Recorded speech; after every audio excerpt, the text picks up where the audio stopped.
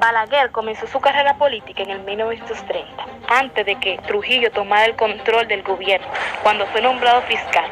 Más tarde se inscribe en el Partido Dominicano y así pasó a formar parte del círculo de los colaboradores cercanos del dictador Rafael Leónidas Trujillo.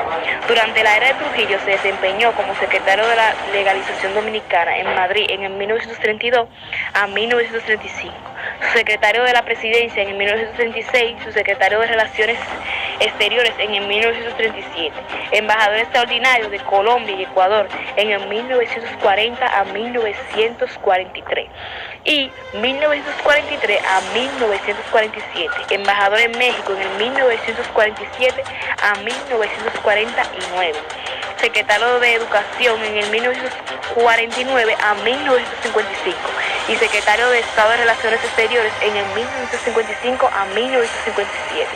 A pesar de que Trujillo disfrutaba humillando e insultando a sus sirvientes en público, el dictador nunca trató de degradar a Balaguer. Balaguer recibió ese respeto de Trujillo durante los 30 años de dictadura como uno de los colaboradores más eficientes del régimen. Balaguer fue sin duda un ministro útil de Trujillo. Joaquín Balaguer fue un fiel y callado servidor en la dictadura de la República. Era un notable orador, escribía los discursos del generalísimo. Fue uno de las pocas personas de las que Trujillo escuchó consejos.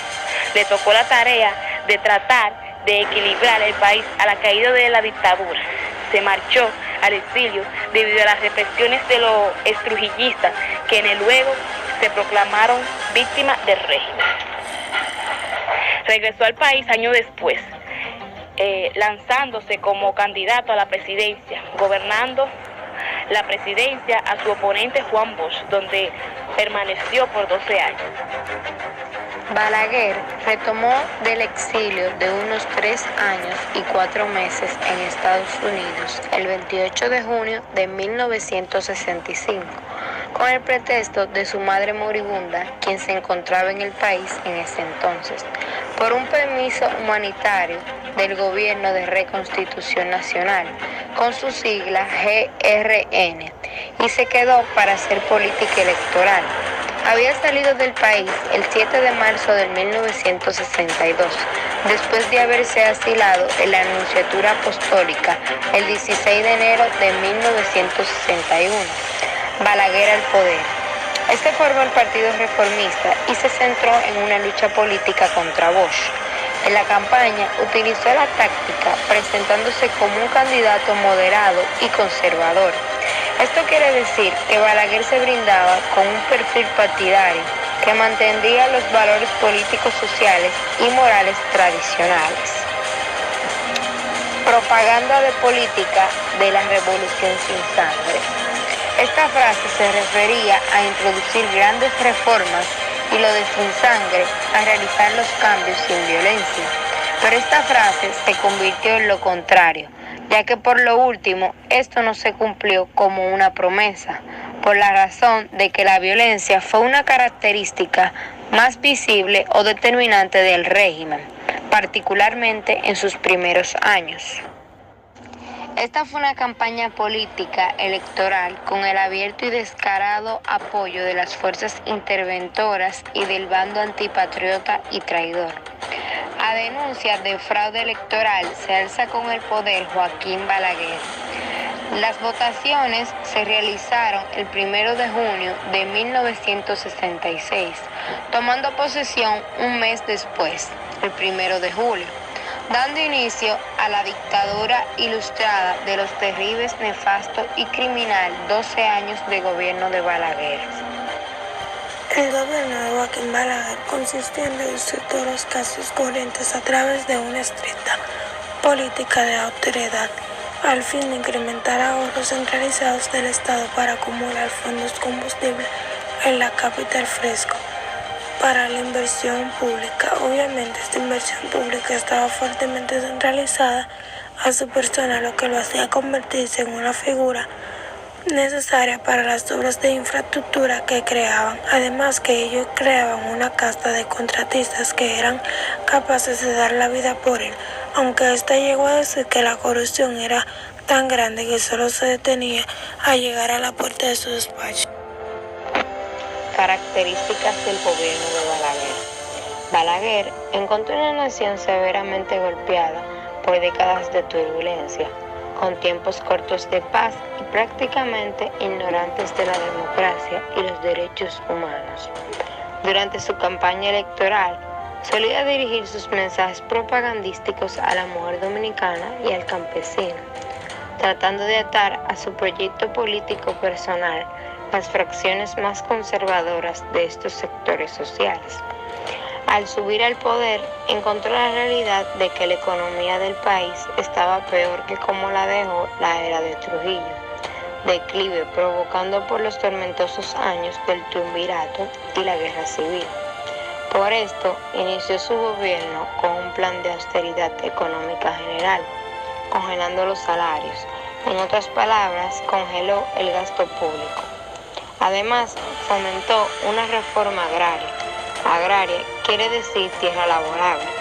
Por tanto, se repartieron grandes cantidades de terrenos, antes pertenecientes al dictador Trujillo, poniéndolos en manos de campesinos sin tierra. Inició un plan de urbanización general en Santo Domingo, donde se trazaron todas las avenidas principales y los residenciales que actualmente conforman el polígono central del Distrito Nacional y la zona metropolitana de la capital y Santo Domingo, como son las avenidas 27 de Febrero, Sarasota, Ortega y Gasset, Rómulo Betancourt, San Vicente de Paúl, España, la Charles de Gaulle y la Estrella de Sahara. Y los residenciales del Millón, Los Prados, Las Caobas, Los Jardines, Honduras, Bellavista, Mirador Sur, etc. También se construyeron los principales grandes parques que hoy sirven como pulmones verdes de la ciudad, como fueron el Mirador Sur y el Mirador del Este, y el Centro Olímpico Juan Pablo Duarte. La corrupción pública fue otro de los fenómenos que caracterizó el gobierno de los 12 años. Para Balaguer, la corrupción en países pobres como la República Dominicana era un mal inevitable. Además de permitirlo y justificarlo, la corrupción fue otro de los fenómenos que le permitió a Balaguer enaltecer su propia personalidad política. La corrupción era el mal de los demás, no el suyo propio. Es también interesante hacer referencia al estatus dual que tenía la ley en el proyecto balaguerista. Similar a Trujillo, Balaguer proclamó la ley y el respeto a ella como mecanismo fundamental de convivencia política. En la práctica, sin embargo, la voluntad cesárea del presidente se anteponía o sobreponía al estatus legal. Esto se evidencia en las propias contradicciones discursivas de Balaguer, que unas veces le alababa a la Constitución como mecanismo regular de la convivencia política y otras veces la definía como un simple pedazo de papel. Al asumir la presidencia, impuso un programa de austeridad salarial y reprimió violentamente a la clase obrera organizada y a la oposición política. Estabilidad, orden y progreso eran los emblemas del proyecto balaguerista. Y así como Trujillo se había propuesto en los 30 años organizar el país después de un siglo de luchas caudillistas e inestabilidad política, Balaguer hizo otro tanto después del corto pero intenso periodo de inestabilidad política que caracterizó los años inmediatamente posteriores a la caída de Trujillo. En su ambigüedad con respecto a la demarcación entre la ley y la violencia, Balaguer retomó una vieja tradición de la política dominicana y latinoamericana. A finales de enero de 1973, un grupo de 9 revolucionarios dominicanos salparon desde la isla caribeña de Guadalupe en un yate a vela llamado el Black Jack. Este grupo estaba liderado por el coronel Francisco Alberto Camaño Deñó, quien fue la figura más destacada de la revolución que tuvo lugar en Santo Domingo en abril del año 1965. Estos revolucionarios habían todos, en los años previos, recibido entrenamiento militar en Cuba, con el fin de organizar una expedición guerrillera que tenía como objetivo derrocar el régimen del entonces presidente Joaquín Balaguer. Este presidía un gobierno en el que las atrocidades que se cometían contra el pueblo eran incontables y venía reinando desde finales del mismo 1965 con un estilo denominado neotrujillista que se diferenciaba solo en pocos aspectos de la tiranía del sátrapa ajusticiado en 1961. El grupo de Camaño, luego de poco más de una semana en alta mar, desembarcó en el país por la playa de Caracoles, en la provincia de Azua, dando a la bahía de Ocoa en la noche del 2 de febrero. El grupo contaba de 9 guerrilleros, cada uno con su seudónimo, incluyendo al mismo Camaño, Román. Los demás eran Bertoladané José, Eugenio, Toribio Peña Jaques, Felipe, Harley Herman Pérez, Freddy, Claudio Camaño Grullón, Sergio, Mario Nelson Galán Durán, Juan, Alfredo Pérez Vargas, Armando, Ramón Euclides Holguín Marte, Braulio y Juan Román Payero Ulloa, Ismael. Esta expedición fracasó porque esos guerrilleros no contaron con el apoyo de los partidos políticos y de los campesinos. 13 días después del desembarco, el 16 de febrero, las Fuerzas Armadas anunciaron la muerte de Camaño, junto a 2 de sus compañeros en el paraje Nizaíto, sección de la horma de San José de Ocoa. La Banda Colorada fue creada según las denuncias de ese entonces por el mayor general Enrique Pérez y Pérez, cuando era jefe de la Policía Nacional. Estas bandas tuvieron su apogeo durante los fatídicos 12 años de Joaquín Balaguer, cuando las personas que no comulgaban con el Partido Reformista Social Cristiano eran perseguidas, apresadas y acusadas injustamente de comunista y quemagomas. La Banda Colorada, la más famosa de todas, se caracterizó por cometer horrendos asesinatos, propinar palizas y golpizas a humildes obreros, comerciantes, amas de casas, carboneros, dulceros, heladeros, campesinos, limpiabotas, profesionales, etc. La Banda Colorada desapareció mientras pobladores capitalinos comenzaron a perseguir a los bandidos, quienes ya, sin el apoyo policial, no tenían más que andar con mucho cuidado por las calles, si era que salían de sus madrigueras donde se ocultaban. Este periodo se caracterizó por la poca libertad de expresión, numerosos crímenes y conflictos en los que si un ciudadano no estaba de acuerdo con las políticas que éste implantaba, era acusado de comunista y tenía como opciones la muerte, y los que tenían suerte, marcharse al exilio o a la cárcel. Más de 3.000 dominicanos perdieron sus vidas durante los primeros 6 años de este periodo.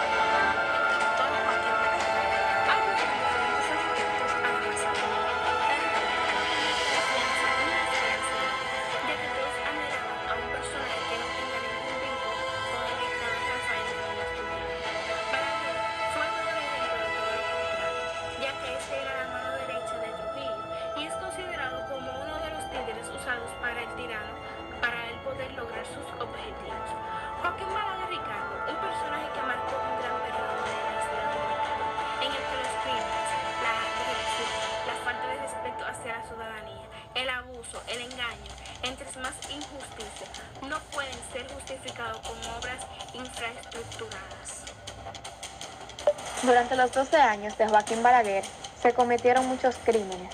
Entre las víctimas que podemos destacar están Guillermo Peláez, Miguel Reyes Santini, Vinicio Antonio Franco, Orlando Mazara, Vidal Peguero, Luis de Peña, Héctor Santiago, Rafael Mota, Amin Abel Hasbún, Maximiliano Gómez, Sagrario Díaz, Francisco Alberto Camaño Areñú, Orlando Martínez, Héctor García, Mamá Tingó, entre muchos otros más.